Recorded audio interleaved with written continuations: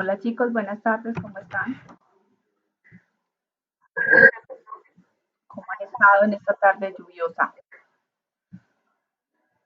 Qué día tan frío, pero bueno.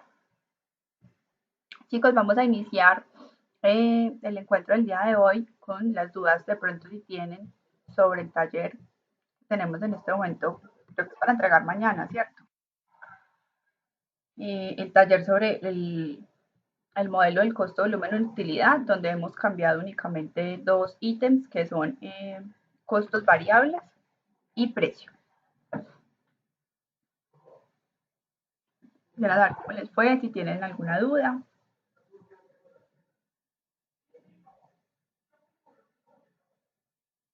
O si todo claro con ese tema.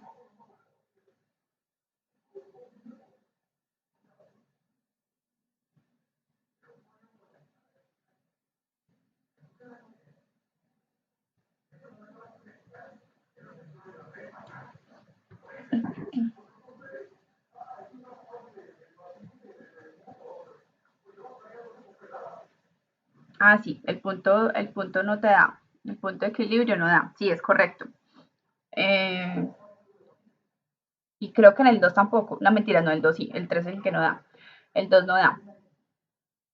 Tocaría, digamos, partir y comparar desde el punto de equilibrio real, pero sí, en ese ejercicio no da.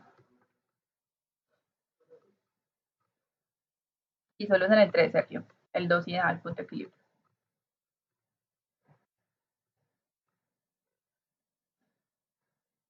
Listo,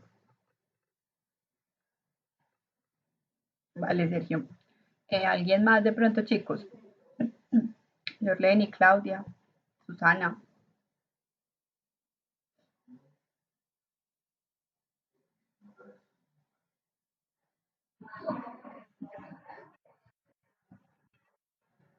Listo.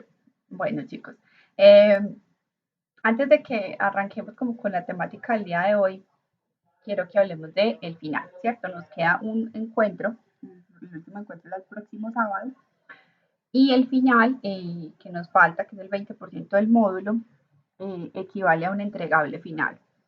El taller está cargado ya en plataforma, el plazo para entregarlo es hasta el eh, martes, martes 9 de junio. La idea es que el sábado que es el encuentro, digamos que atienda las dudas que tengan sobre ese taller, digamos de manera más personalizada incluso, casi que poder sacar el espacio uno con cada uno de ustedes para revisar de pronto uno a uno sus talleres, que dudas tienen. Entonces, es un entregable final, lo deben cargar en plataforma, el plazo es hasta el 9 de junio y es de todo lo que hemos visto durante este ciclo. Listo.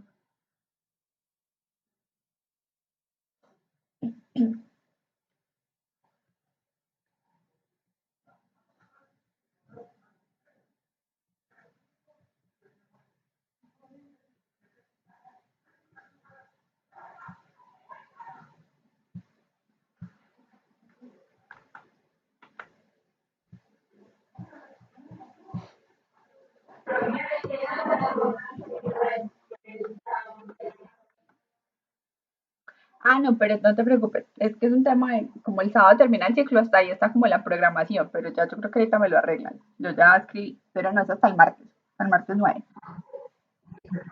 Dale. Bueno, chicos, vamos a continuar con la parte del modelo, ¿cierto? Lo que estamos revisando el análisis de sensibilidad del modelo, pero esta vez desde la visión de los costos fijos. Eh, digamos que cuando vemos la parte del punto de equilibrio, vemos que intervienen tres partes, ¿cierto? El precio de venta, el costo variable unitario y el costo fijo. La estructura de costos fijos de por sí o por naturaleza que manejamos en la mayoría de compañías sí suele ser uno de los rubros más representativos, especialmente nosotros en Colombia. No solo Colombia, de hecho, tenemos como la tendencia, digamos, occidental, quizás, de tener un modelo empresarial con un fuerte componente de costos fijos, a diferencia fundamental de China, por ejemplo, donde no existe esa estructura de costos fijos, es decir, no existen esos costos por arrendamientos, por depreciaciones de maquinarias, por servicios propios de la producción, servicios públicos, en fin, todo ese tipo de, digamos, costos fijos en una modalidad organizacional estructuralmente de manufactura, como es propiamente la de China, funciona de pronto un esquema diferente. Ese tema de productividad en la cultura oriental es muy marcado y refleja mucho cómo ellos llevan su producción manufacturera como la llevamos en este lado, ¿cierto? Y puntualmente Colombia. Nosotros sí somos más de tener estructuras, incluso de tener propiedad en el tema del espacio físico.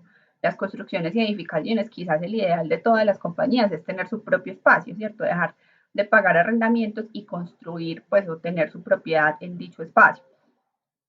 Diferente en esta cultura, puntualmente países como China, donde al contrario alquilan espacios por el tiempo que dure la producción y por las horas que necesiten la producción. Tiene que ver mucho con la sobrepoblación, ¿cierto? Con otros factores propios de su cultura, pero es una gran diferencia al ver el tema de productividad y el costo final de un producto. Recuerden que el punto de equilibrio es lo a mínimo que lo tengo que vender para no generar ni pérdida ni, ni utilidad con la estructura de costos que yo tengo.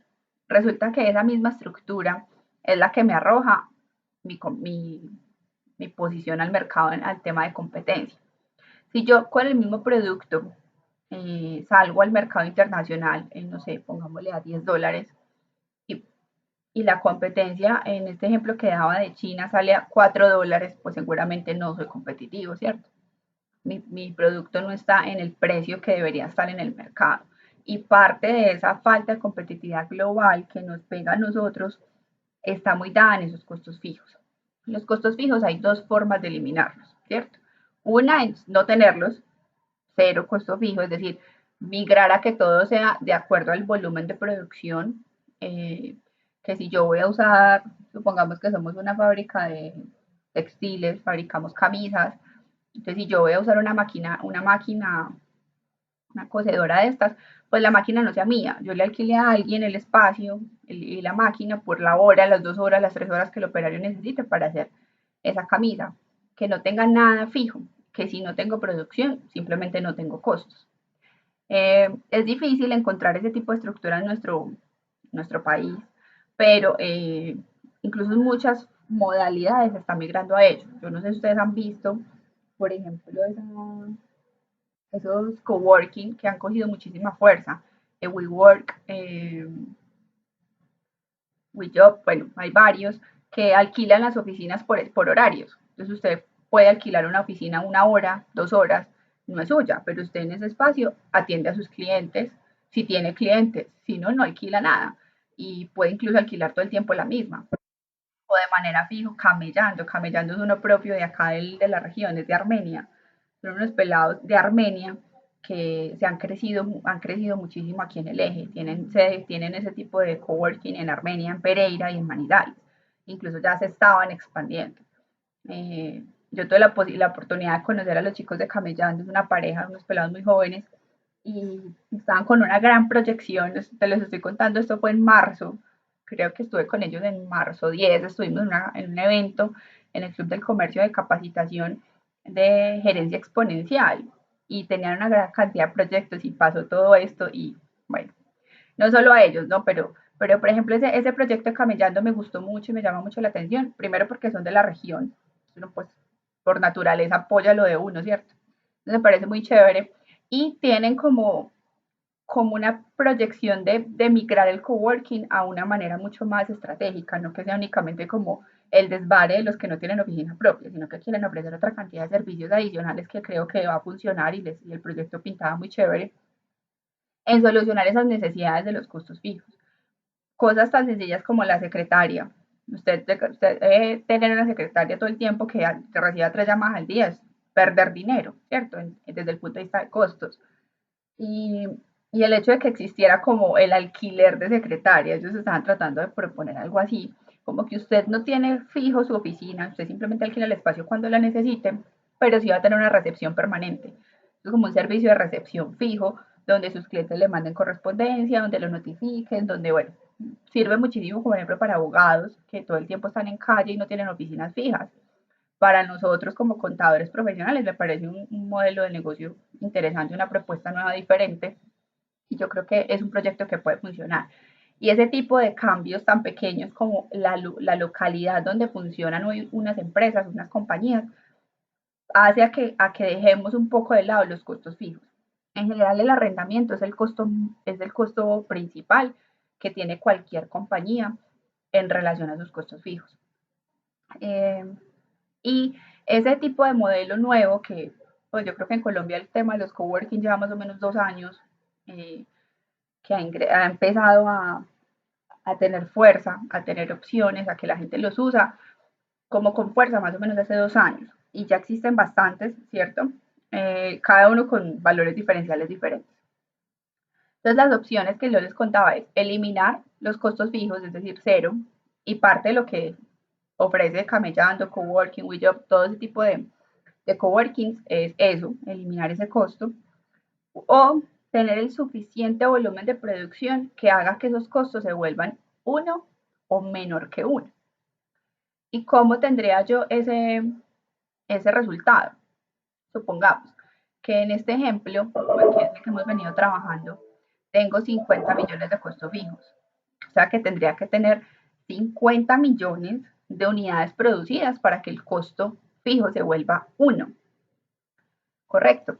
O mucho más. O sea, yo puedo tener 60 millones, 100 mil millones y eso va a hacer que sea cada vez más chiquito ese costo fijo. Ahí el costo fijo se vuelve eficiente, ¿cierto? Se vuelve casi que cero y ese es el ideal. O sea que la opción para corregir ese error en el tema de los costos fijos, en este momento digamos que alternativas conocidas solo hay dos, o eliminarlos o utilizarlos y volverlos eficientes. Y los vuelvo eficientes cuando el volumen de producción cubre o es suficiente para superar el monto del costo fijo. Entonces, si yo 50 millones lo divido en 50 millones de unidades, pues me va a dar un peso por cada unidad. Ahí que hice, el costo fijo lo volví cero, pues lo volví casi que nulo. Ese es el ideal. No es fácil, no es fácil lograr ese número. Y ahí viene un tema de eficiencia, ¿no? De gerencia, de toma de decisiones, de cuáles son los costos que hacen que mi producto sea o no sea competitivo y cuáles son los necesarios para yo sobrevivir en el mercado. Esto lo relaciono mucho con los tiempos que hoy estamos viviendo, ¿cierto? Un tema de crisis que es duro. Miren, les voy a contar otra anécdota. Esta mañana, que salí temprano de mi casa, cerca de mi casa, más o menos unas 5 cuadras, hay un gimnasio relativamente grande, pues no es de los más grandes, ¿cierto? Pero tampoco es chiquito, un gimnasio, digamos, tamaño mediano. Y estaban desocupando el local, literal, ya no había nada, o sea, estaban terminando de sacar las máquinas. A mí me dio como tristeza, me dio como ese dolor de pensar cuántas personas no solamente se quedaron sin empleo, sino ese empresario, eh, el dolor que debe sentir fracasar, ¿cierto? Fracasar en que no pudo sostener su negocio, su proyecto y que tuvo que cerrar. Y como él, muchos, ¿cierto? Yo creo que todos los días está pasando eso, están sacando, cerrando negocios. Hoy más que nunca el tema de los costos, revisar la eficiencia de los costos, tanto fijos como variables, es el reto. Entonces creo que vale la pena seguir revisando un poco este modelo y creo que nos aporta muchísimo en lo que hoy estamos viviendo, ¿cierto? Frente a la coyuntura desde el punto de vista empresarial. Entonces, cuando yo en el modelo tengo la capacidad de mover los costos fijos, digamos, de manera eh, negativa, es decir, los disminuyo, es positivo para mi utilidad. Recuerden que todo cambio que yo haga en el modelo impacta directamente mi utilidad. Asimismo, cuando por condiciones del mercado ajenas a mi voluntad, esos costos varían de forma incremental, pues me afectan de manera negativa mi utilidad, ¿cierto? Digamos que son inversamente proporcionales. Así yo, para efectos de buscar aumentar la utilidad, nunca vaya a aumentar los costos. El aumento de los costos es un proceso natural que ocurre por el tema de la inflación, ¿cierto? Por el tema de la economía normal, los precios tienden a subir. Y en esa medida, si mis costos fijos suben, yo tendré que jugar con el resto del modelo, ¿cierto? O aumento volumen en ventas o aumento precio para poder cubrir ese margen de utilidad esperado, ese margen de contribución deseado. Entonces, entonces hoy vamos a revisar cómo el impacto que tiene ese cambio de esa parte del modelo, es decir, los costos fijos, frente a la utilidad, sea incrementando o sea disminuyendo. Viene en la misma dinámica o línea que hemos venido trabajando. Entonces vamos a continuar con el ejercicio que planteé la clase anterior, y era una compañía que tenía unos costos unitarios variables de 1.500 pesos y los costos fijos de 50 millones con un precio actual de 2.000 pesos por unidad. En ese escenario tiene un punto de equilibrio cuando vende 100.000 unidades. El plano, el presupuesto está en vender 120.000 y con ese proyecto espera vender 10.000 unidades, ¿cierto?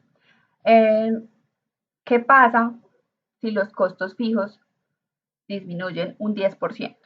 Entonces el impacto que quiero que analicemos un poquito. Entonces voy a dejar de compartir aquí y vamos a abrir un archivo Excel para que continuemos con el escenario.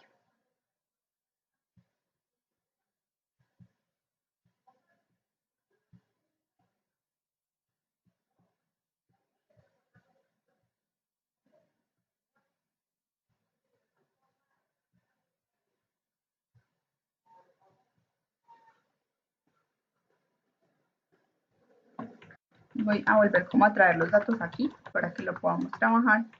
Traíamos unos costos variables unitarios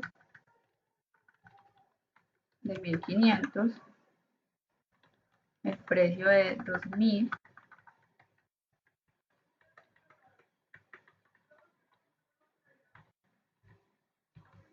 y un costo fijo de 50 millones.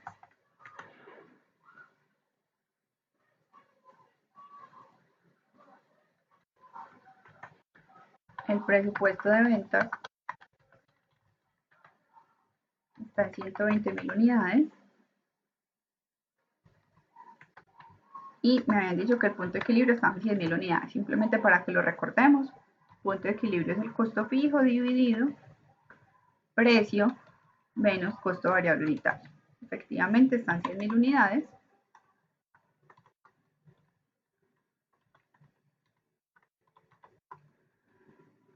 Y digamos que el impacto que queremos analizar es disminución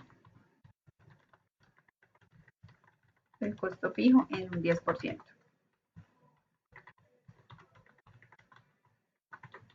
Entonces el costo fijo me va a disminuir un 10%, entonces nos queda en 45 millones de pesos. Bajo esta estructura, vamos a revisar el nuevo punto de equilibrio. Es lo mismo, mi costo fijo dividido precio de venta menos costo variable unitario.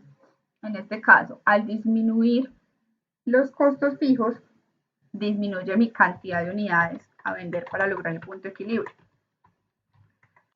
El margen de seguridad en este escenario del presupuesto de ventas de 120.000 está por encima de 30.000 unidades. Vamos a ver eso en pesos, como cuánto es. ¿Ustedes recuerdan cómo se saca el margen de seguridad en pesos?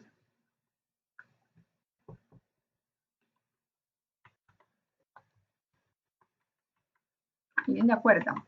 ¿Cómo se obtiene el margen de seguridad en pesos?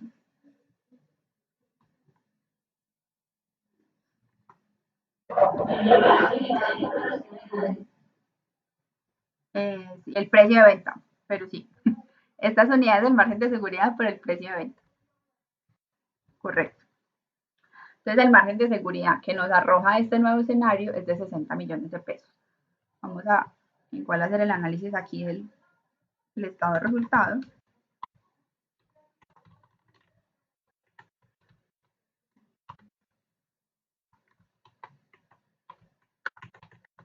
el costo variable,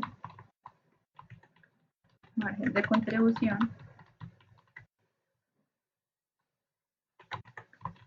costo fijo,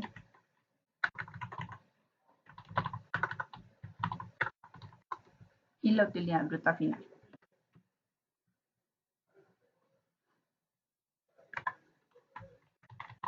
Entonces, en el escenario actual, el ingreso es 2.000 pesos por 120.000 unidades.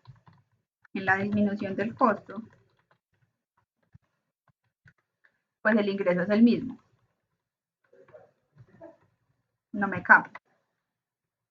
El costo variable sigue siendo el mismo en ambos escenarios, 1.500 por la cantidad de unidades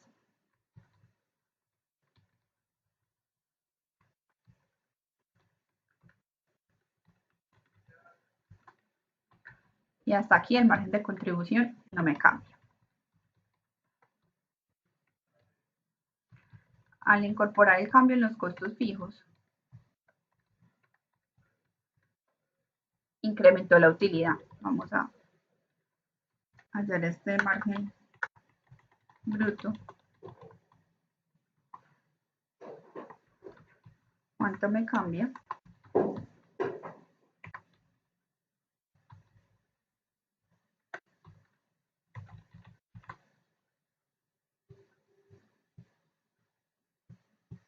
Y pasa de un 4 a un 6%. Aquí no calculé el margen de venta. Vamos a hallar el margen de contribución porcentual. Recuerden que es el precio de venta menos costo variable unitario sobre el precio. Me faltan paréntesis.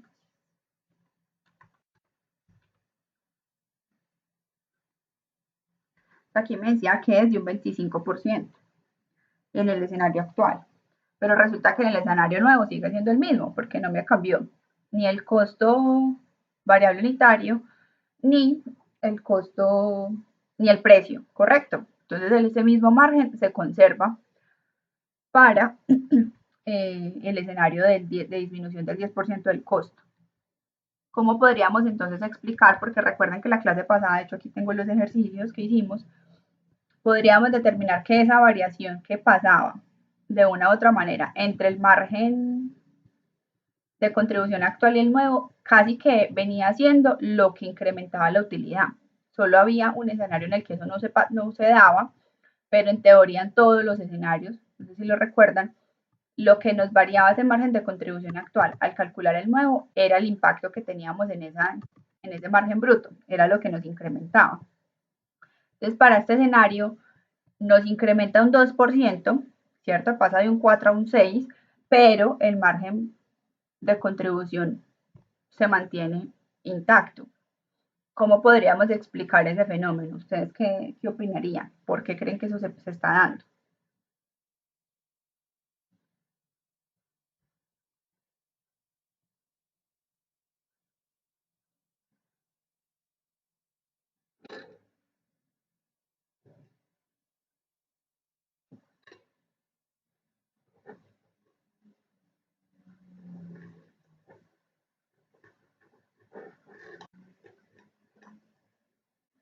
¿Sí me hago comprender la pregunta?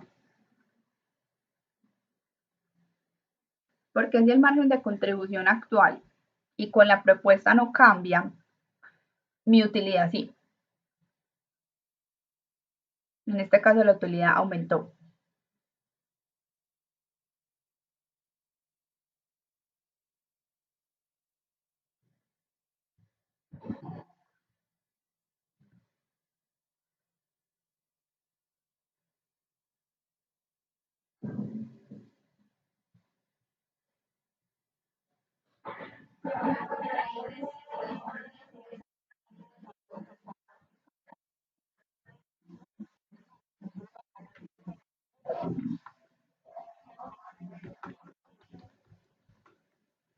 Correcto.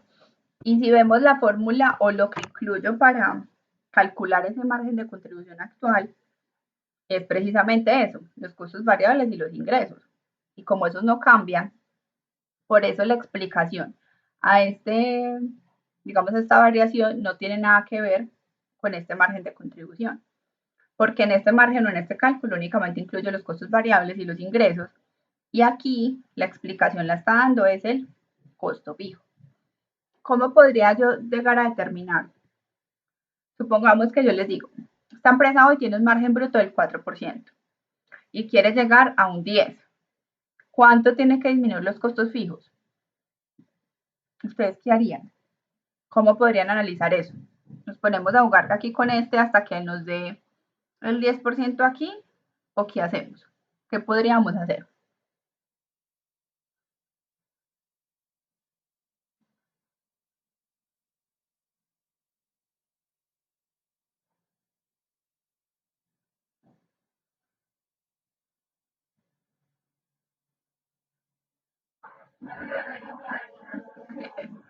Vale, está bien.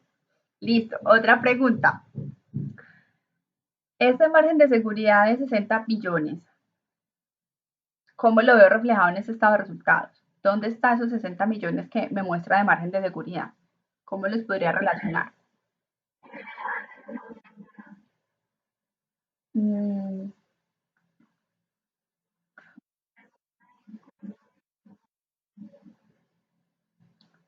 y no, vamos a verlo de otra manera. El margen de seguridad sale de las unidades que yo presupuesto vender por encima de mi punto de equilibrio, ¿correcto? Entonces, en este caso eran 30.000 unidades, que en pesos implican o significan 60 millones de pesos. Entonces, ese margen de seguridad que tiene la compañía en el escenario nuevo, eh, digamos que es lo que va a vender por encima del punto de equilibrio, cumpliendo con el presupuesto de 60 millones, perdón, de 120.000 unidades. En el escenario 1 o en el escenario actual, vamos a llevar ese mismo margen de seguridad, pero lo calculamos. El margen de seguridad en unidades es 20.000, ¿cierto? 120.000 unidades menos 10.000 son 20.000 unidades. Y las 20.000 unidades por el precio son 40 millones en el escenario actual. Digamos que aquí es casual los 60 con esta margen de contribución. Lo que quisiera que de pronto comprendiéramos e identificáramos es ese margen de seguridad para el escenario actual de 40 millones y en el escenario nuevo de 60 millones, ¿dónde lo puedo encontrar reflejado en el estado de resultados? ¿O no lo encuentro reflejado? Tenemos claro qué significa el margen de seguridad. Las unidades que va a vender por encima del punto de equilibrio.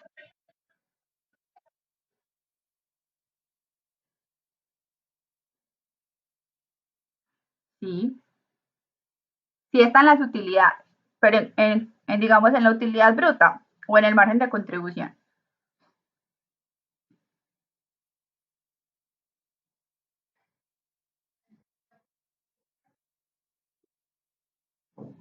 Ok. Pero entonces, ¿por qué en el escenario uno, que son 40 millones de margen de seguridad, la utilidad aquí no son 40, sino que son 60? O aquí al final, no son 40, sino que son 10.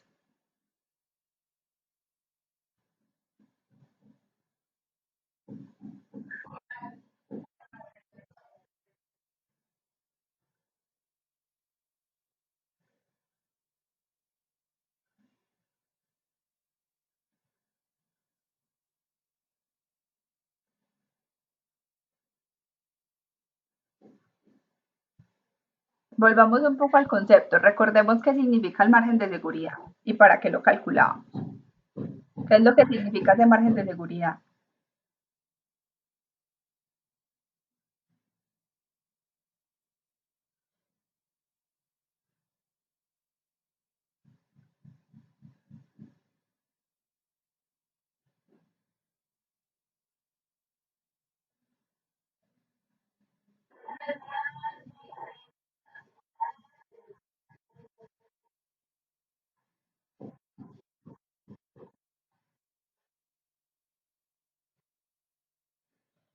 La primera, lo que tú presupuestas vender por encima del punto de equilibrio.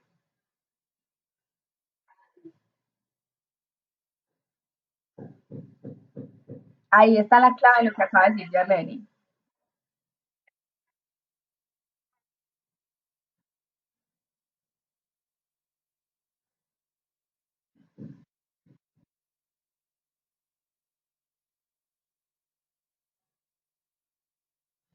No es la utilidad, pero es lo que me daría la ventaja sobre la utilidad.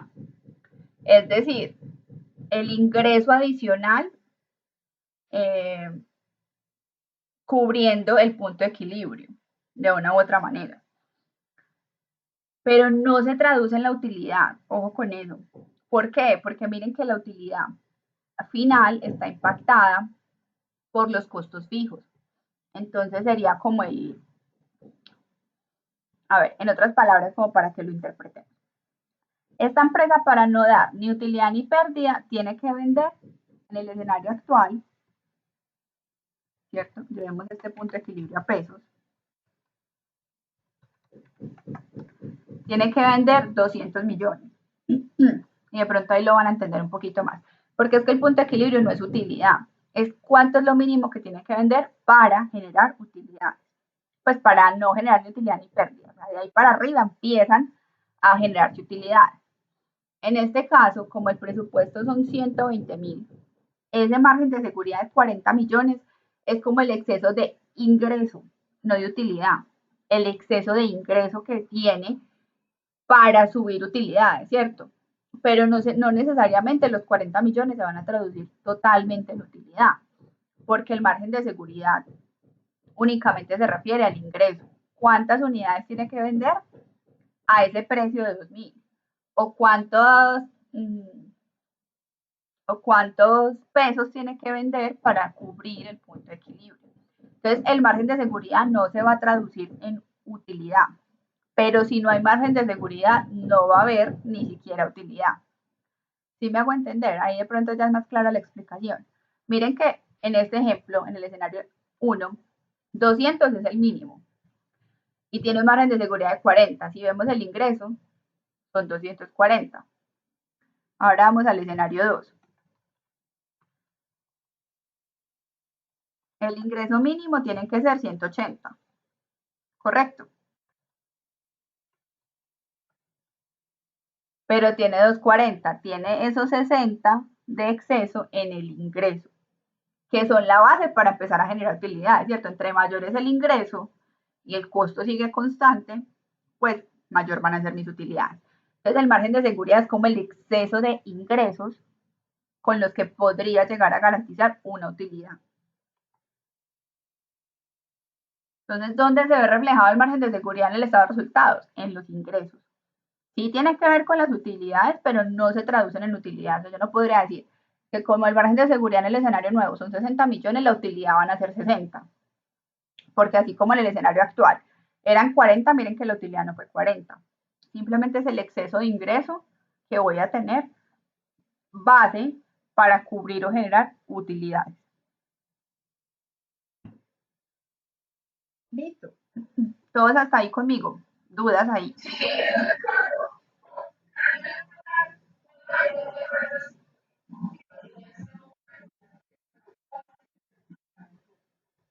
Si, es, si el margen de seguridad disminuye, sí. Si es hacia abajo, sí. Porque tengo menos ingreso con el cual cubrir o generar utilidad, que es la base de la utilidad, ¿no? Listo. Entonces ahora, teniendo el escenario de incremento de costo, vamos a ver qué pasa, perdón, de disminución de costo, vamos a ver qué pasa con el incremento del costo. En ese mismo 10%.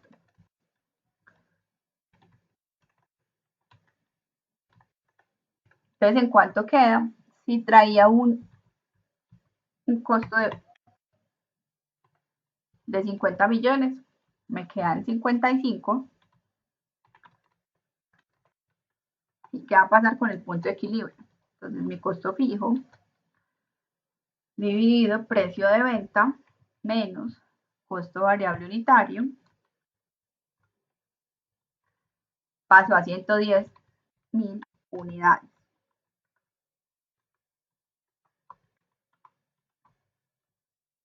Y en este escenario el margen de seguridad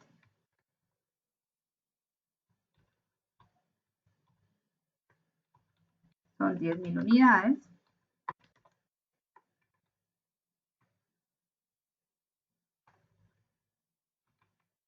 que se traducen en 20 millones de pesos. En este mismo escenario, como únicamente estoy tocando la variable del costo fijo, el margen de contribución no va a cambiar, ¿correcto?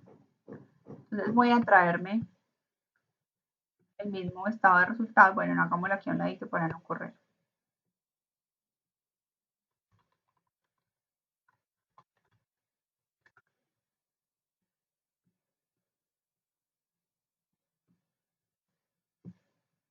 Entonces ya sabemos que el ingreso permanece igual. 2.000 por 120.000 unidades. El costo variable también permanece igual, 1.500 por 120.000 unidades. Pero en este caso el costo fijo pasó de 45 a 55. Y eso implica, ¿qué pasa? La utilidad en el escenario actual de un 4% a un 2%. Entonces miren ahí otro análisis. El mismo impacto que tiene la disminución del costo fijo lo tiene en el sentido en que se aumentara, es decir, si aumenta el costo fijo un 10%, el margen aumenta un 2%. Si aumenta el costo fijo, el margen disminuye un 2%, pasa de un 4 a un 6 o de un 4 a un 2%. O sea que guardan proporción. El mismo impacto, que era lo que yo les decía ahora, simplemente que son inversamente proporcionales. Pero el impacto se siente de la misma manera, o hacia arriba o hacia abajo. ¿Correcto? Ahora, el margen de seguridad en el escenario del incremento es de 20 millones de pesos. Entonces, en el escenario del nuevo punto de equilibrio, tiene que vender 220 millones, ¿correcto? Vamos a ponerle este signo pesos. Y dice que tiene un margen de seguridad de 20. Es decir, sus ingresos son 240. Miren que aquí lo veo reflejado. Siguen siendo los mismos 240. La utilidad disminuye un 2%. No significa que esté dando pérdida, a pesar de que su margen de seguridad bajó. Porque al identificar que el margen de seguridad, digamos, baja o existe, también podría decir que no va a haber pérdida o no podría decir eso. Yo con el indicador de margen de seguridad podría decir, ¿hay pérdida o no? ¿Ustedes qué opinan? Con cualquiera de los dos, con el margen de seguridad en unidades o con el margen de seguridad en pesos. El hecho de que yo diga que hay 10.000 unidades de margen de seguridad, ¿eso podría de una vez afirmar que va a haber utilidad o que va a haber pérdida?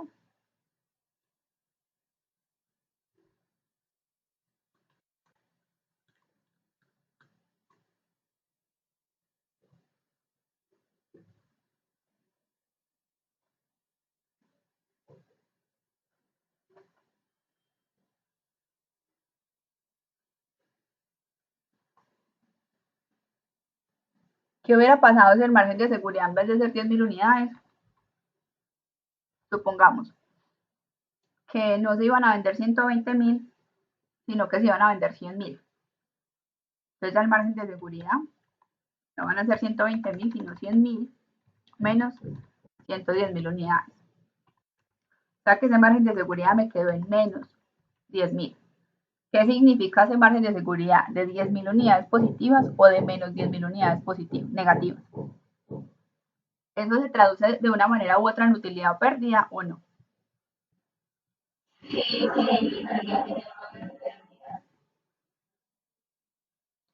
Ok. Y podría saber cuánto es la pérdida, en este caso, o la utilidad, o sea, esos 20 millones de, digamos, de utilidad, o menos 20 millones serían la pérdida.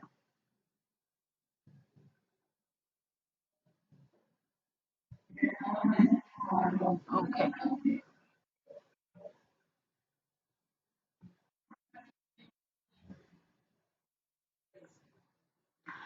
Miren que ahí les cambié la pregunta, pero fue la misma que les hice ahora. Y que recuerden que el margen de seguridad no significa utilidad. El margen de seguridad significa base de ingreso para generar o empezar a generar utilidades. Entonces, en este escenario donde hay un margen de seguridad positivo, quiere decir que tienes una mayor base de ingreso para generar utilidades. Pero si es negativo, pues tienes una menor base de ingresos para generar utilidades. No significa que se traduzcan en utilidad. O sea, estos 20 millones no son utilidad, ni estos 20 millones negativos van a ser pérdidas.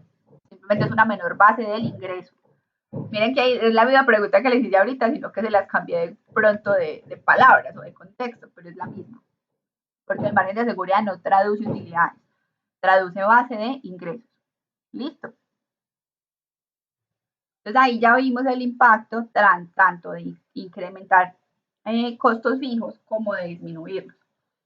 Obviamente, en una toma de decisiones, en un escenario en el que yo quiera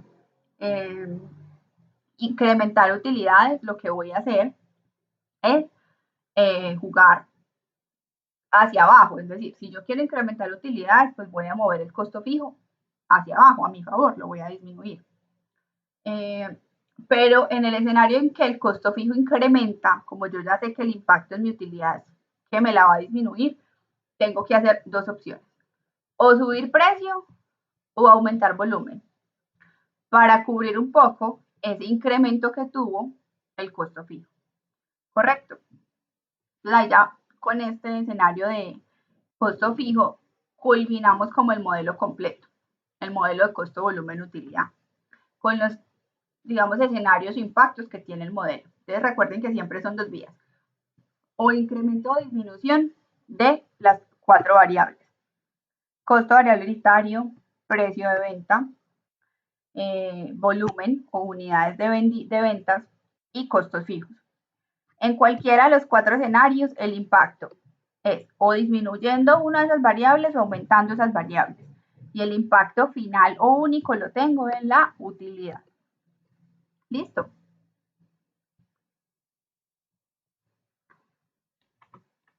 Entonces vamos a volver a la presentación.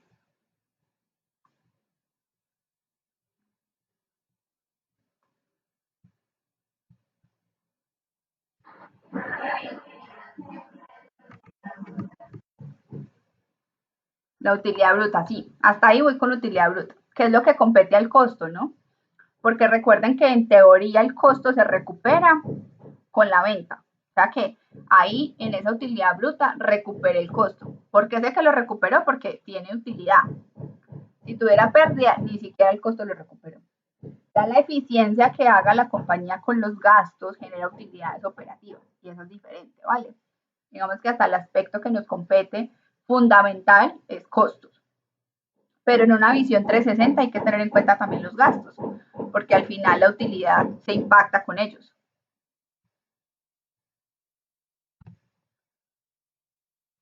Bueno, chicos, entonces los voy a dejar con este ejercicio. Vamos a dar un espacio para que lo resolvamos y lo debatamos aquí. ¿Qué decisión toman?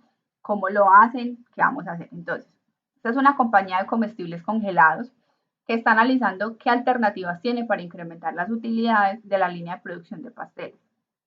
Esta línea tiene unos costos variables de 3.800 y unos costos fijos de 29 millones y el precio de venta actual es de 4.700.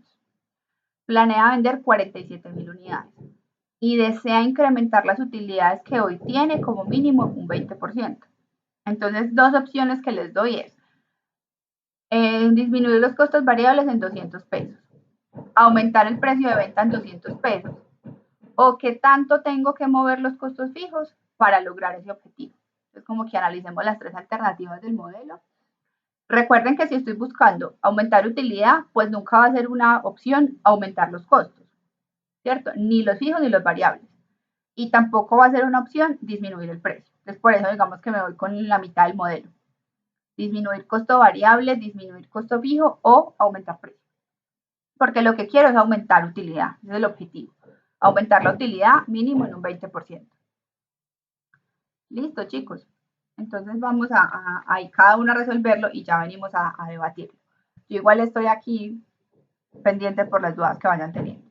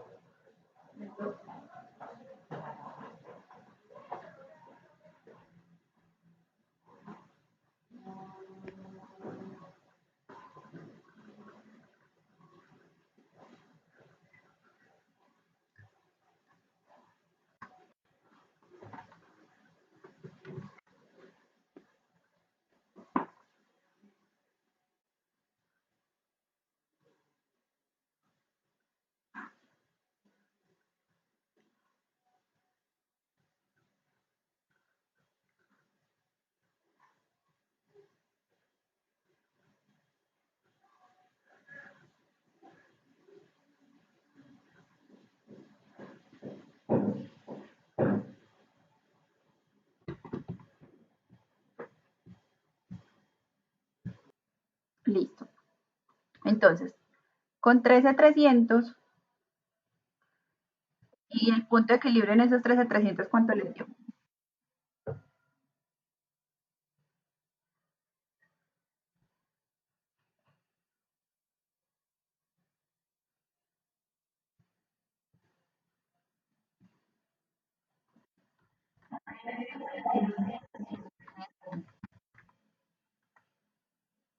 32,222 unidades, ¿ok?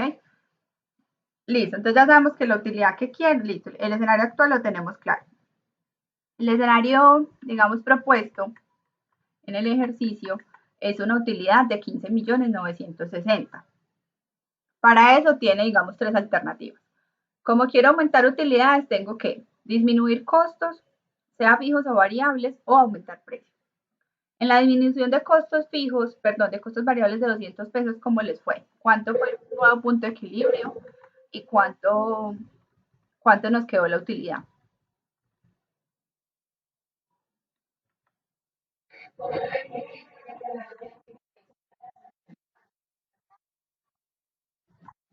O sea que con esa primera propuesta supera incluso lo del 20, ¿correcto? Porque lo supera mucho, ¿ok? Nos da un margen de 10, ¿cierto? Margen bruto.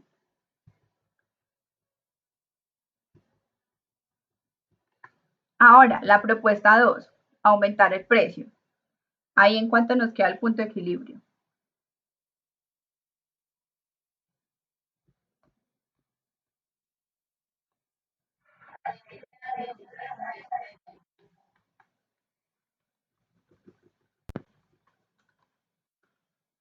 23,945. Espérame, yo lo hago acá.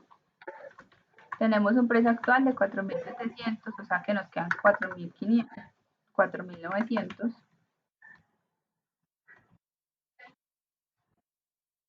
3,64. Sí, el punto de equilibrio no cambia. En el escenario 1 y el 2, el punto de equilibrio es el mismo. Bueno, aquí lo acabo de hacer para corroborar. Pero el punto de equilibrio es el mismo en los dos. O sea, subirlos, perdón, bajar el costo variable en 200 pesos o subirle 200 pesos al precio. Y en ese escenario, correcto, Sergio, la utilidad es igual. No nos va a afectar, o sea, nos queda la misma, 22,700,000. Listo, hasta ahí todos iguales.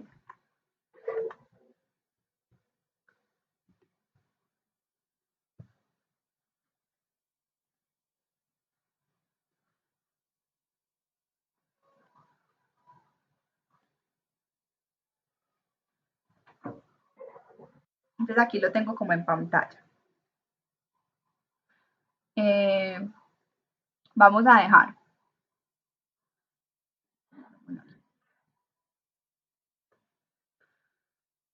En este escenario da lo mismo, la utilidad. El escenario 2 y el escenario 1 y 2 es la misma utilidad y el mismo punto de equilibrio. Lo que cambio es o costo fijo, perdón, costo variable o el precio de venta, ¿cierto? Pero obtengo el mismo punto de equilibrio de 26,364 y la misma utilidad final o bruta de 22,700,000. Eso en variación es casi un 4%, ¿cierto? Tengo un margen actual del 6 y me pasa a un 10. Y si lo analizamos del el ejercicio que hacíamos antes de variar de analizar los dos márgenes de venta, es decir, precio de venta menos costo variable, es decir, los 3,800 sobre el precio de venta de 4,700 o el escenario donde el precio sigue siendo 4,700 pero el costo baja a 3,600, en esos dos hay una variación del 4%, que es lo que nos varió aquí la utilidad, ¿cierto? 4%. Ahora, digamos que con el punto 1 y 2 estamos alineados ya. El punto 3 me dice cuánto hay que cambiar los costos fijos para que eso eh, se sostenga, la utilidad se incremente en un 15%. Entonces vamos a hacerla aquí.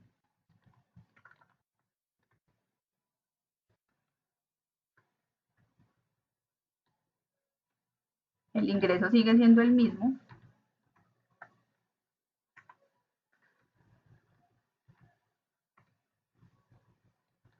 el costo variable el mismo, conservo la utilidad de 42 y supongamos que en vez de 29 millones, ¿qué valores pusieron ustedes, chicos? Sergio me dice que con el 10 le da una diferencia de 50.000 pesos, disminuyendo el 10%. ¿Cómo lo hiciste?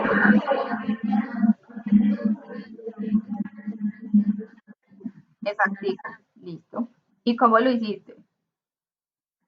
Ah, bueno, listo.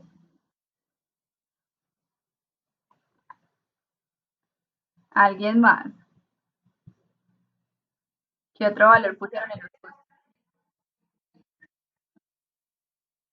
Listo. Entonces vamos con la de Sergio. Vamos a hacerle un 10% a los costos. Entonces vamos a decir que nos quedaron en 26 millones 100 por hacer como la parte aquí matemática.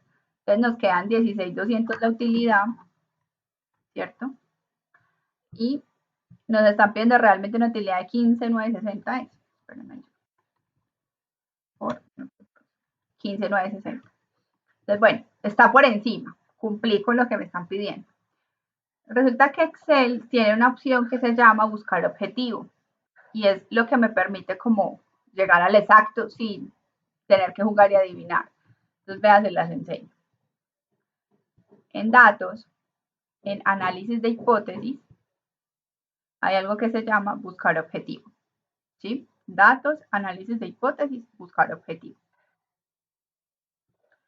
Entonces ahí te sale como una tablita. Entonces te dice, defina la celda. Yo quiero que me defina esta, la de la utilidad. ¿Con qué valor quiere que se la defina? Entonces yo quiero que le ponga 15.960. ¿Y qué tiene que cambiar para que eso quede en 15.960? Entonces le digo que me cambie el costo fijo, por ejemplo, que es lo que en este momento, pues, digamos que no sabemos. Correcto.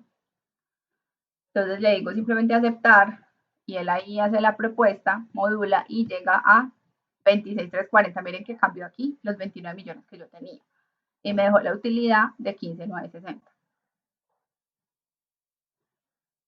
Para que eso funcione, esto tiene que estar previamente formulado. O sea, todas las columnitas de acá tienen que estar formuladas. Si no, no te va a cambiar, no te va a hacer nada. ¿Correcto? Entonces, el ideal sí es dejar el costo fijo en 26.340. Es lo que nos logra eh, esa utilidad exacta de 15.960. Con los mismos costos variables de 3.800 y con el mismo precio de venta de 4.700. Esto sí cambia el costo fijo. Ahora yo quiero saber exactamente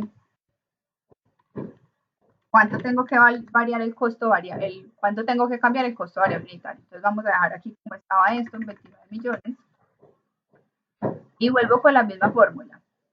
Análisis de hipótesis, buscar objetivo. Quiero la utilidad y la quiero en 15.960. Y para eso cambie los costos variables. Entonces me dice que en ese escenario, para esa utilidad, los costos tienen que ser de 3.743, que fue el que yo le dije que me cambiara. Con los costos fijos de 29 millones y con el mismo precio de 4.700 pesos.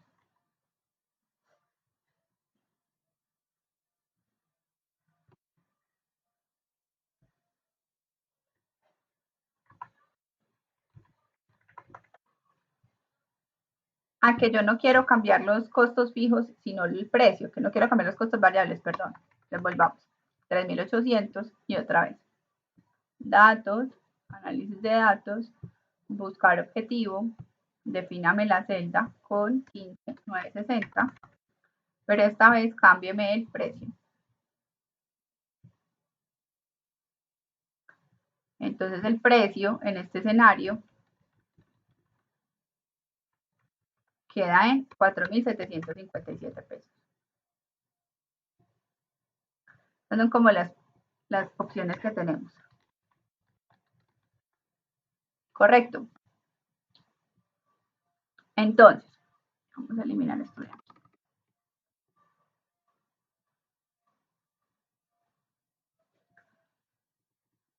Digamos que para lograr la utilidad exacta que me están pidiendo tengo tres opciones. Dejar el costo fijo en 26.340.000, es decir, que lo tengo que disminuir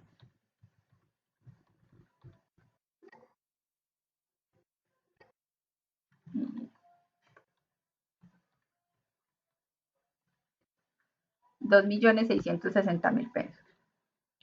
O la otra, deje los costos fijos en 29 millones, pero los costos variables les baja a 57 pesos.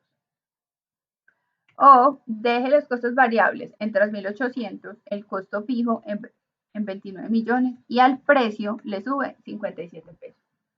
Entonces, ¿con cuál se van? ¿Y por qué?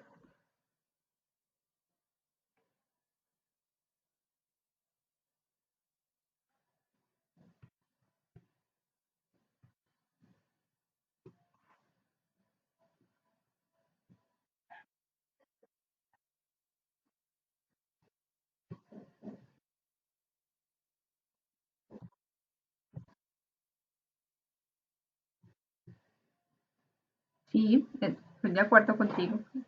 Eh, pero también hay que tener en cuenta que hay una línea muy delgada entre subir el precio y perder el volumen. Yo puedo subir esos 57 pesos en el precio, pero quizás no llegue a vender las mismas 47.000, que me caigan algunas ventas. Y esto es en el escenario en que yo sostenga estas 47.000 unidades, ¿cierto? Entonces, el precio de venta tiene un factor, digamos, adicional y es conservar esas 47 que hoy está logrando. Subir implica un riesgo y es bajar ese volumen de ventas. No quiere decir que sea lo más probable que exista, no, depende. Depende de la posición de mercado, qué tanta competencia tengo, qué tantos mercados o bienes sustitutos de mi producto tenga en competencia, ¿cierto? Hay muchos factores.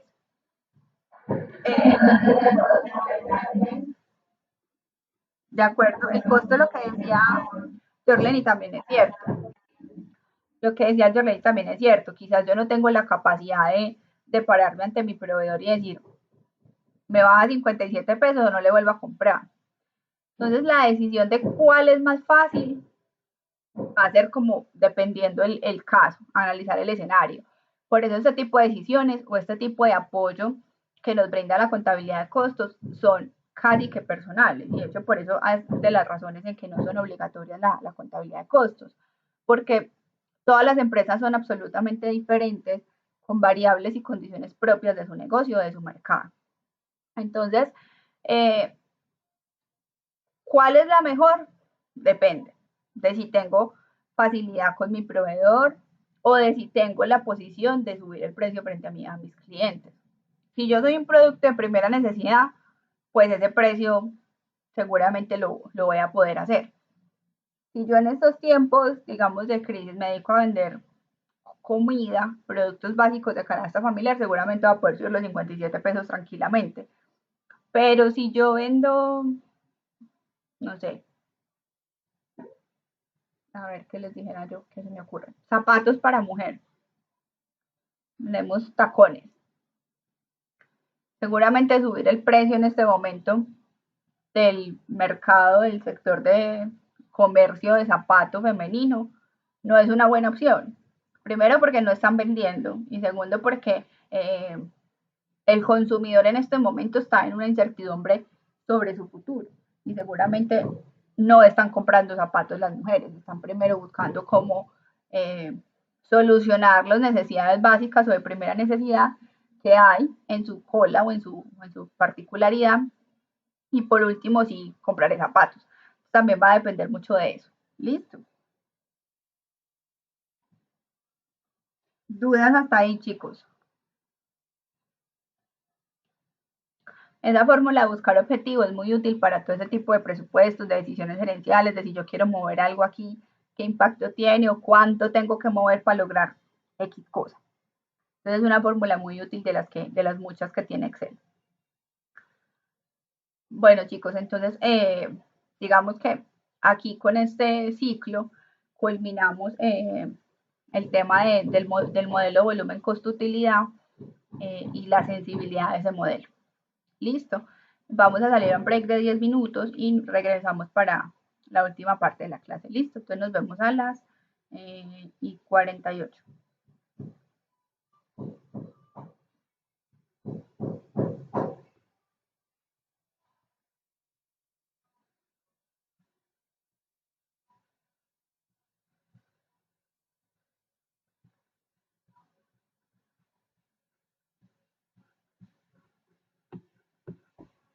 Tenemos la palabra valor. Para ustedes, ¿qué es el valor?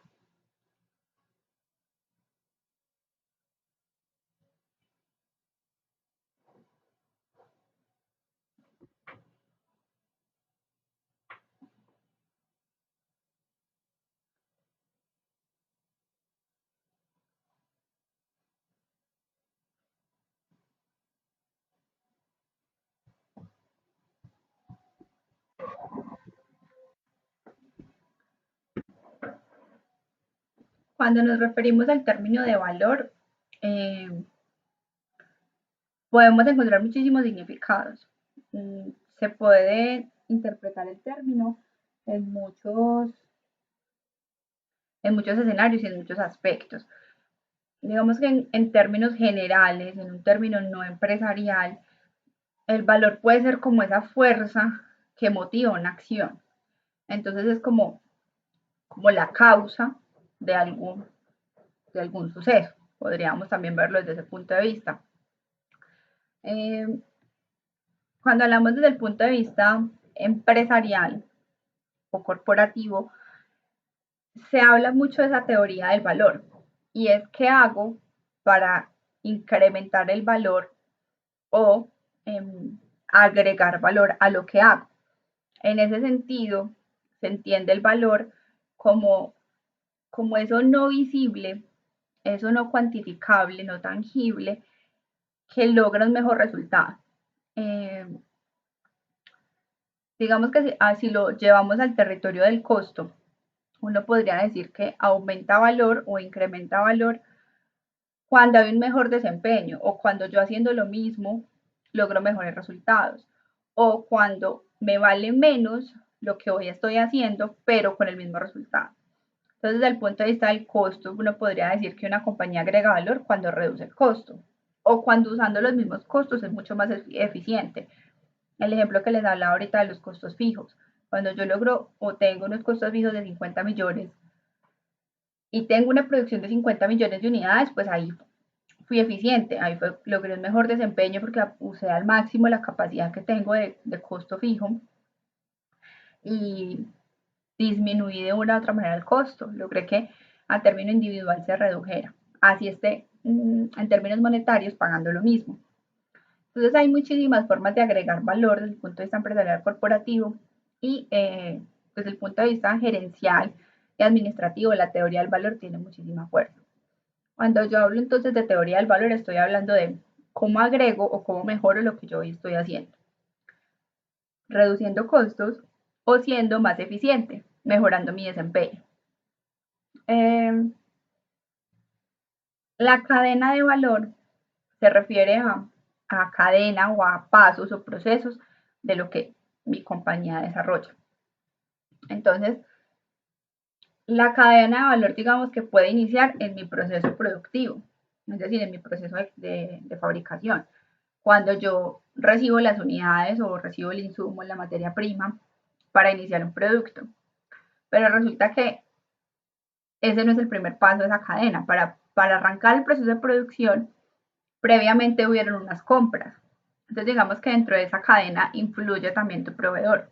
Porque si ese proveedor no es eficiente, no te vende productos con calidad, no te da buenas garantías, precios, pues desde ahí empieza mal tu costo, ¿cierto? Empieza con un costo elevado.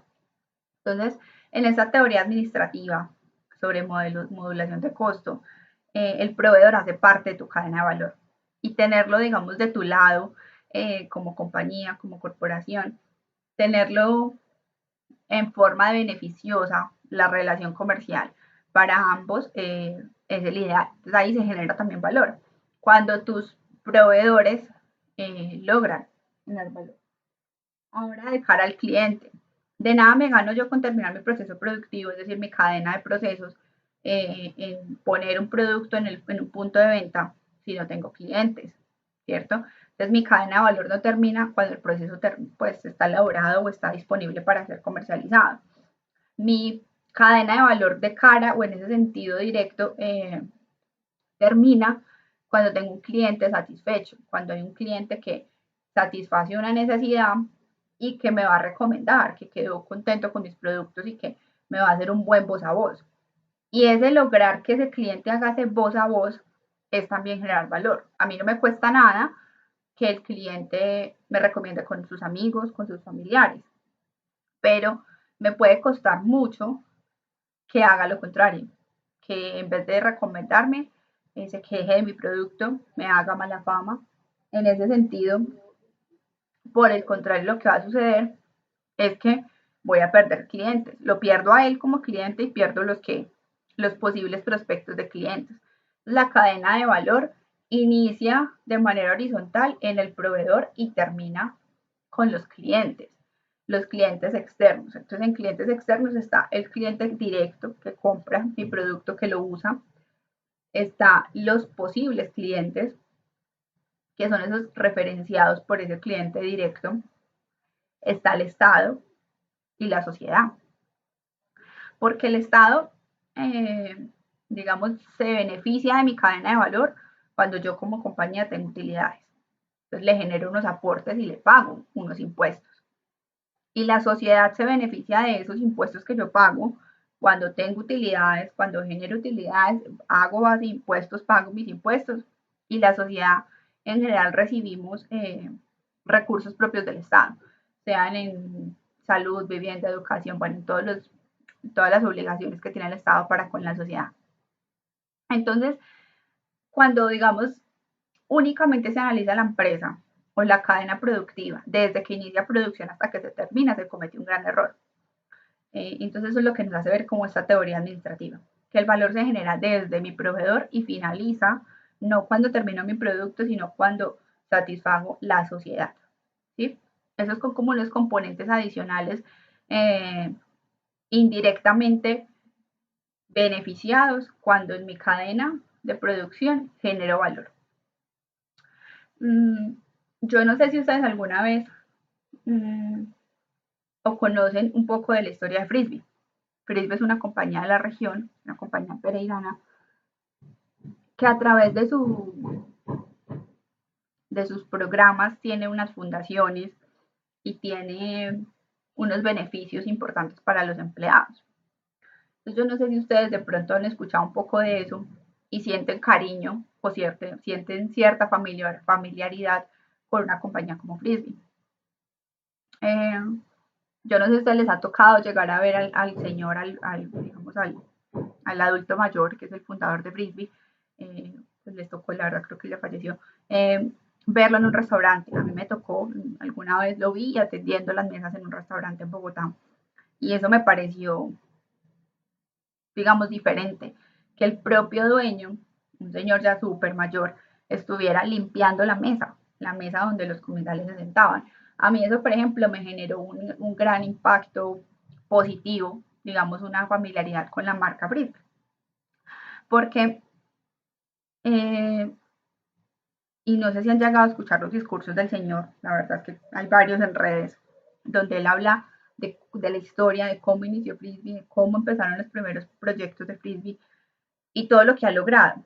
Y en parte él le agradece muchísimo el éxito de su empresa a las personas, ¿cierto? El talento humano que ha trabajado con él y personas que trabajan en Frisbee internamente son felices trabajando allá, son felices trabajando en esa compañía y generan mucho impacto en esa cadena de valor. Entonces miren que si uno revisa, los proveedores de Frisbee son proveedores, digamos, personas naturales, campesinos, que tienen sus negocios pequeños, familiares. Esos son los proveedores de Frisbee. Entonces ahí impactan la sociedad de una otra manera. Le dan trabajo a una gran cantidad de personas, impactan la sociedad. Como empresa, naturalmente, al tener tantos ingresos, pues pagan impuestos y con esos mismos impuestos que ellos pagan nos beneficiamos todos. A través de sus fundaciones, sus obras sociales, impactan la sociedad. Entonces, cuando usted va y mira el valor de una empresa como Frisbee y cuánto podría costar Frisbee hoy, no es únicamente ir a mirar los estados financieros. Ese no es el valor de Frisbee. El valor de Frisbee como compañía está generado en factores intangibles, en factores externos propios que han generado la marca, el loguito. Todos vemos el pollo este en cualquier parte dibujado y sabemos que es el pollo de Frisbee. No nos tienen que decir que es Frisbee. Todos vemos el pollo y sabemos inmediatamente que es Frisbee. Entonces, esos valores agregados que ha generado a lo largo de los años esa marca, en ese sentido, logra generar valor de manera transversal. Es decir, no se enfocó únicamente en su objeto social, porque obviamente el objeto social de Frisbee es vender pollo, ¿cierto? Vender comida, pollo. Pero haciendo eso, ¿cierto? Su objeto principal le busca o le impacta a otras áreas que logran como tal el impulso o el gran resultado que de pronto hoy tiene una compañía como Frisbee. Esa por poner un ejemplo, ¿no? Hay muchísimas otras que han logrado exactamente lo mismo. Entonces la teoría del valor lo que busca es, desde mi esencia, desde lo que yo hago, cómo impacto haciendo lo mismo a otras áreas, a otros usuarios, mejorando mi resultado, mejorando mi valor empresarial, ¿cierto? Evidentemente, la mejor forma quizás es vía costo, pero no es la única. Entonces, el tema de analizar el valor no es como, digamos, algo adrede, es algo que hay que revisar constantemente, impactando siempre el punto de vista del costo. Y con la primicia de que no necesariamente disminuir el costo significa desmejorar mi calidad o mi desempeño productivo. Hay que buscar un equilibrio, lo que se llama equilibrio costo-beneficio, entre mis ahorros, mis disminuciones o mis incrementos versus el resultado final, ¿cierto? Ese producto final tiene que valer la pena, tiene que ser atractivo para mis clientes habituales o tradicionales o para yo traer nuevos clientes a mi compañía. Entonces, tengo que analizar un poco ese sentido, eh, esa relación costo-beneficio. En general, podríamos resumir la teoría de valor o la cadena de valor en los siguientes, digamos, componentes. El primero es el cliente, porque si tengo clientes existo. Yo, o no, bueno, no necesariamente yo, cualquier negocio que hoy existe es porque satisface una necesidad de un cliente. Si no se satisface una necesidad de alguien, no hay razón de ser para existir con cualquier tipo de negocio, sea a nivel empresarial, sea un servicio particular. Todo lo que hoy vemos a través de negocios, a través de servicios, es porque alguien tuvo esa necesidad y lo buscó resolver. Entonces, si no hay cliente con una necesidad pendiente a resolver o que quiera resolver una necesidad, no va a haber empresa. Entonces, tengo que ofrecerle valor a los clientes, satisfacer de manera adecuada sus necesidades. Tengo que generar valor o satisfacer a mis accionistas. Si la empresa o los accionistas o los dueños no reciben dividendos, pues van a sacar su dinero de este negocio y van a hacer otro, ¿cierto? Entonces, como compañía, tengo que satisfacer a mis accionistas también, vía rentabilidad, vía dividendos. Tengo que satisfacer a los integrantes de la empresa. De ahí me refiero a proveedores, a empleados, ¿cierto? Porque si yo no tengo mis empleados contentos, pues no tengo empresa. Básicamente, gracias a los empleados se desarrolla la función que hoy la empresa realiza. Si yo no tengo proveedores contentos, pues no va a tener insumo para prestar el servicio que necesito. En proveedores no únicamente me refiero a los que me entregan el insumo.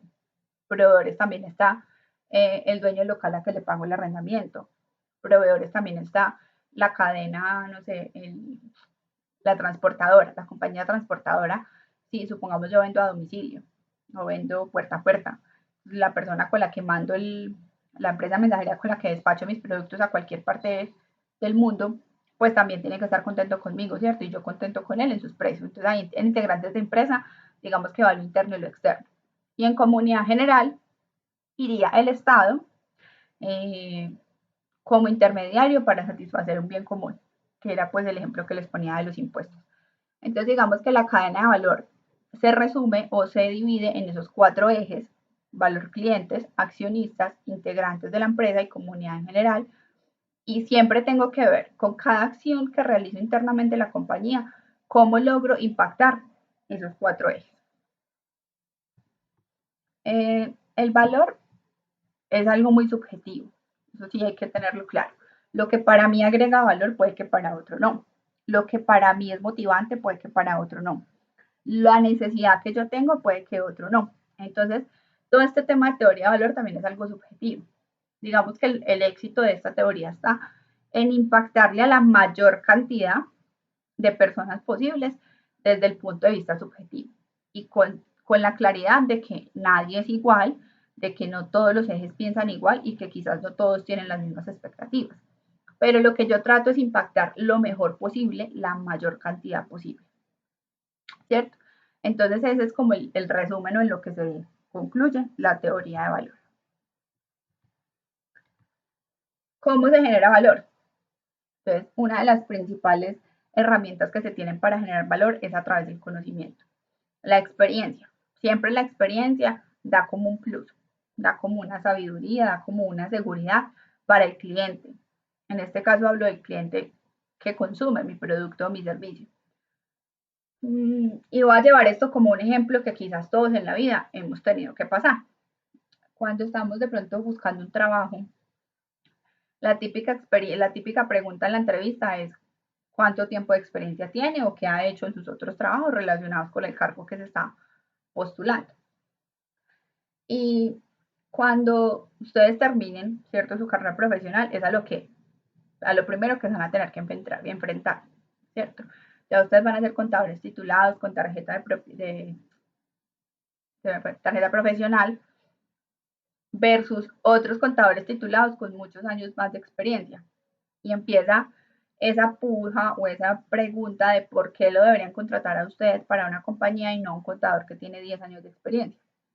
Cuando el contador ya sabe cómo la DIAN revisa, cómo se presentan los impuestos, cómo se puede ser más eficiente o efectivo con los recursos, recomendar, no sé, tiene mayor habilidades tributarias. Entonces, no quiere decir que usted no sepa hacer lo mismo que porque usted está recién graduado. No, en ningún momento se está colocando en duda la capacidad, ¿cierto? Digamos que ahí lo que pesa es la experiencia, es el conocimiento adquirido, es la práctica que de pronto otras personas tienen, que bajo ese escenario que estaba planteando, los nuevos profesionales no. Eso no quiere decir que sea una desventaja para quienes están empezando como a buscarse o a desempeñarse profesionalmente. Es una barrera con la cual hay que luchar, pero que a medida que va pasando el tiempo se convierte en un plus, ¿cierto? Entonces no es lo mismo cuando ustedes, y ustedes van a vivir eso, ¿cierto? No es lo mismo cuando ustedes llevan, no sé, 2 años haciendo declaraciones de renta, cuando ya llevan 10. Ya cuando ustedes llevan 10 años haciendo declaraciones de renta, casi que se dan el lujo de decir a quién se la hacen y a quién no. Los certificados estos de ingresos, por ejemplo, que es algo para lo cual buscan mucho los contadores. La vida, a mí particularmente no me gusta hacer certificados de ingreso. Me parece que es una responsabilidad muy fuerte cuando yo no conozco la actividad real de quien lo haga. Pero pues uno en los primeros pasos de la profesión, seguramente lo que más hace son certificados de ingreso. Ya después usted se va a dar el lujo de decir, no lo hago. No me dedico a eso, o busque, le recomiendo a otro que se lo haga. Ese tipo de, digamos, de lecciones que nos da nuestro propio conocimiento, eso es generar valor a través de lo que yo hago. También ustedes en su vida profesional se van a enfrentar con que se enfocan en algo más puntual de su carrera. Nuestra profesión tiene tanto de largo como de ancho. Nosotros tenemos tantos campos en donde ejercer y actuar que uno más o menos se va enfocando en algo y de una u otra manera termina como especializándose en ciertas funciones o en ciertos roles de los múltiples que tiene el contador.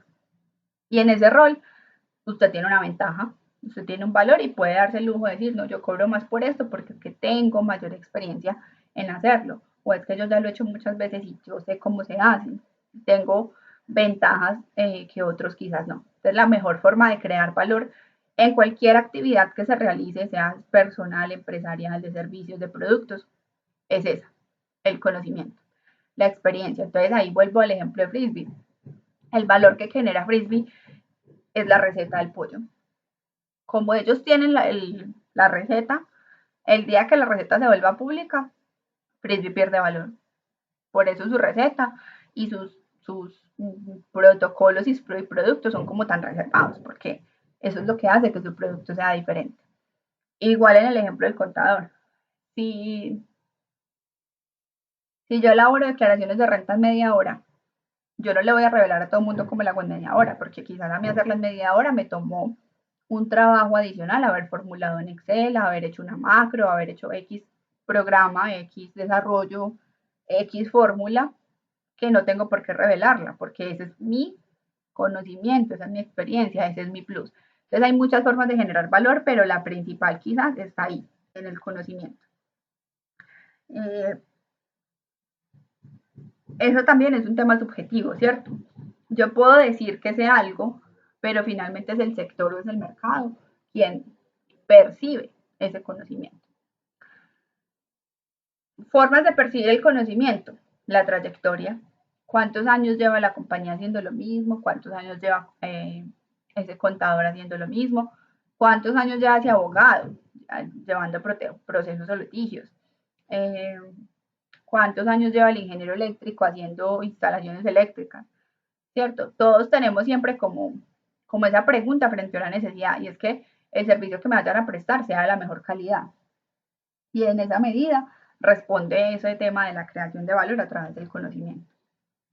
Otra opción de generar valor es a través de la administración. ¿Cómo así que de la administración? Es decir, de los procesos administrativos y operativos que realiza la compañía. Entonces, internamente tenemos beneficios para los empleados. Entonces, no sé, les pagamos la universidad con el fin de que se queden aquí mínimo, no sé, 3 años trabajando y pongan apliquen los conocimientos que aprendieron en su pregrado. Entonces son personas que trabajan contentas porque los ayudan a progresar. Le aportan a la empresa conocimiento y sabiduría desde su experiencia particular y tengo una estabilidad en el equipo de talento humano, en el equipo organizacional. Ahí generé valor. Cuando yo tengo empresas donde logramos equipos de trabajo estables, esas personas van a aportarle al punto A, porque si son personas que llevan muchos años en la empresa haciendo su proceso, pues tienen experiencia, tienen conocimiento, le van a aportar a que como empresa en general tengamos trayectoria. Pero como individuos estén satisfechos y no vayan a buscar trabajo en otra parte y no se vayan a ir con la experiencia y con el conocimiento que tienen de mi negocio para la competencia, por ejemplo. Eso también es generar valor, lograr equipos estables. Cuando hay compañías que la rotación de personal es muy alta es porque hay algo malo en esa empresa administrativamente. Eso también. En ese voz a voz de que no es que haya nadie dura, es que allá hay que trabajar todos los días 10 horas extras, allá nunca pagan nada, bueno, todo ese tipo como de comentarios negativos respecto a la administración de una compañía, pues al contrario de generar valor, también generan discordia, generan un mal ambiente, una mala fama. Entonces, esa es otra opción de generar valor a través de la administración. Hay muchas formas, entre ellos, conquistar clientes, generar mejoras en mis procesos productivos, lograr cumplir con los tiempos establecidos. Eso también hace parte de los procesos administrativos. Cuando todos los procesos están en orden, cuando cumplen con los días que se tienen que cumplir, administrativamente estoy bien, genero valor, incluso si disminuyo tiempos, estoy generando valor, porque es el mismo recurso, el mismo costo, pero más eficiente. ¿Qué otra manera se genera valor? Con la estructura. La estructura de la cadena, ¿no? Recuerda que hablábamos que habían 4 ejes principales en esa estructura de la cadena que a nivel detallado pues tienen mucho más digamos, microprocesos o participantes. Por en ese sentido, de la estructura, en términos generales, lo definimos como que los procesos que sean similares los vuelva más eficientes. Eh, y ahí tengo, por ejemplo, el caso de Movistar. Bueno, Movistar y creo que todas las empresas todas las empresas de telecomunicaciones ya tienen ese esquema, que tienen como segmentos. Entonces, una parte del servicio al cliente atiende personas naturales que adquieren sus servicios y otro segmento de servicio al cliente atiende empresas, porque entiende que a pesar de que son clientes que compran servicios de telecomunicación, tienen necesidades diferentes. Entonces, el hecho de que yo les dé ese valor a los clientes y los atienda de manera diferente o diferencial, los clasifique, los segmente, genera también valor, porque esa empresa que se sintió bien atendida en esta empresa, en esta compañía de telecomunicaciones y en la otra no, pues me va a recomendar a mí y se va a quedar aquí. Es lo mismo el proveedor. A ese proveedor que yo le pago puntual cada que se vence una factura, incluso le pago anticipado, es un proveedor que me va a seguir vendiendo a crédito, que cuando piense en descuentos o piense en promociones, va a pensar en mí como cliente. Ahí también estoy generando valor desde mi cadena, desde la estructura que tengo en mi proceso. Cuando pago oportunamente los impuestos, entonces evitar sanciones, evitar intereses de mora, eso también genera valor, porque con la misma estructura eficiente estoy disminuyendo los costos adicionales que son fácilmente posibles de incurrir, simplemente que con una estructura adecuada estoy mejorando el impacto que tengo. Entonces, en esa estructura o en esa medida, el administrador es quien toma las decisiones. El administrador entiende el gerente, la junta de socios, bueno. El accionista ve valoradas inversión. Su empresa cobra mayor valor frente al público. Hay un punto o una cuarta opción de generar valor y es identificar esos pasos anteriormente mencionados, pero ponerles como un indicador. Es decir, medirlos, saber qué tanto impactan y ser conscientes de que ese impacto es importante para generar valor a nivel general. Entonces hay dos formas de clasificar esos generadores de valor.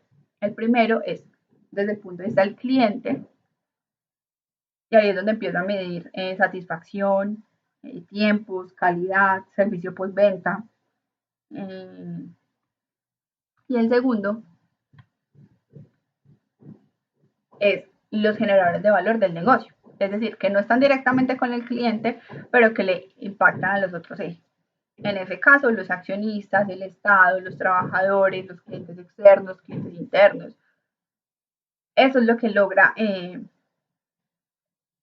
impactar o generar valor y se pueden medir.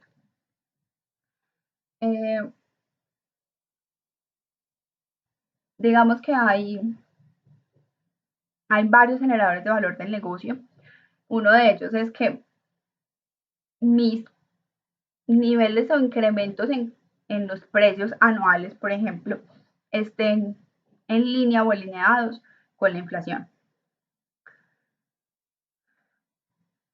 Cuando los productos que yo vendo y cambié de año, yo subí el precio, pero no subí lo suficiente, es decir, lo subí por debajo de lo que subió la inflación, pero ya a mis proveedores sí les voy a pagar lo que subió la inflación, a mis trabajadores les voy a subir el salario lo que subió la inflación, pues ahí tengo un desequilibrio, ¿correcto? Entonces tengo que siempre tener en cuenta en un país o en una economía inflacionaria como la de nosotros ese factor, el factor de inflación y cómo está mi relación precio respecto a esa inflación. ¿Cuál es el ideal? Que siempre esté por encima. Pero ahí volvemos a la línea que hablábamos ahora en el modelo costo-volumen-utilidad. ¿Qué tan encima puedo estar? ¿Cierto? Hay que revisar mi posición de mercado y qué tipo de producto estoy ofreciendo.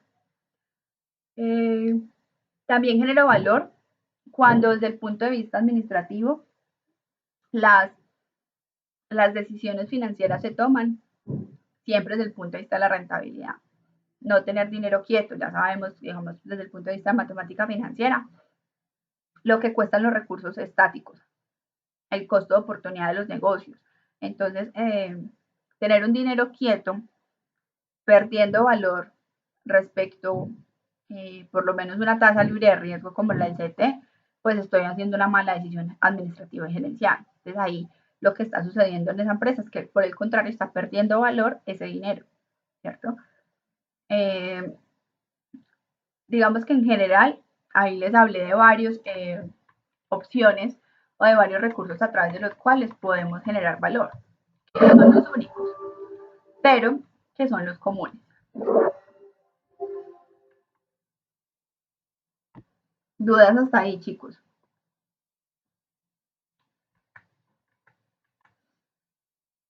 Bueno, digamos que la parte introductoria de todo el tema de teoría de valor es lo que les quería como entregar el día de hoy. Vamos a, en el taller que ya tienen cargado en plataforma, que es el entregable final, mmm, hay un espacio especial para esto, donde lo que buscamos es que a través de un ejemplo de una empresa que ustedes escojan, identifiquen esa cadena de valor. ¿Sí? Igual en Internet y en las fuentes bibliográficas hay muchísimo al respecto de la teoría del valor y pueden encontrar muchos ejemplos prácticos. Nos vemos entonces en la próxima clase. Ay, espérenme un segundo, yo tomo asistencia. Entonces, la idea, chicos, es que la próxima clase traigan pues avanzado el taller para que si tienen dudas aprovechemos el espacio y podamos resolverlas. Espero pues, como digamos, tenemos buen tiempo, casi que atender de manera personalizada las dudas en el espacio que vamos a tener la próxima clase. Sí,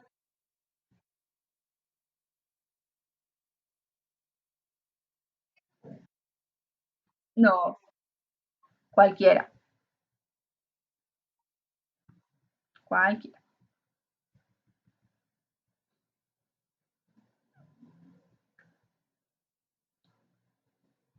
Chicos, todos, bueno, bueno, no les conté, el parcial los estoy terminando de calificar. Yo creo que esta semana, en el transcurso de la semana, al correo les doy respuesta de cada uno. Listo. Claudia Lozano, Jorleni Marín, Manuela, Susana, vale, listo, Susana, Sergio, Sergio estaba, Sandra y Sebastián, que es lo único que nos faltó.